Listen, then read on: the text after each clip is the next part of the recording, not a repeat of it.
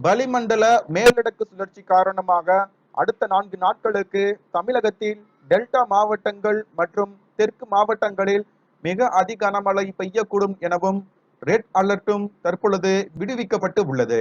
வளிமண்டல மேலடுக்கு சுழற்சி காரணமாக புதுக்கோட்டை, ராமநாதபுரம், சிவகங்கை, தூத்துக்குடி மற்றும் டெல்டா மாவட்டங்களின் ஓரிரு இடங்களில் இடி மின்னலுடன் கூடிய கனமழையானது நாளை வரையிலும் பெய்யக்கூடும் என்று கூறப்பட்டு உள்ளது.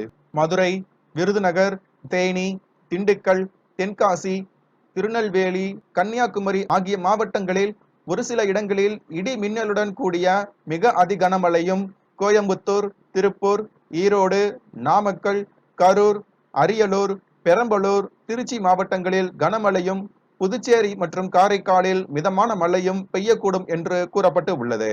4ஆம் தேதியன்று தென் மாவட்டங்களின் ஓரிரு பகுதிகளிலும், தருமபுரி, சேலம், ஈரோடு, கோயம்புத்தூர், அரியலூர், பெரம்பலூர் மற்றும் டெல்டா மாவட்டங்களிலும் கனமழை பெய்யக்கூடும் என்று கூறப்பட்டு உள்ளது. மேலும் இது போன்ற செய்திகளுக்கு T-News 247 சேனலை சப்ஸ்கிரைப் செய்யவும். மறக்காமல் பெல் சிம்பலை பிரஸ் செய்யவும். நன்றி. Subscribe, like, comment, and share.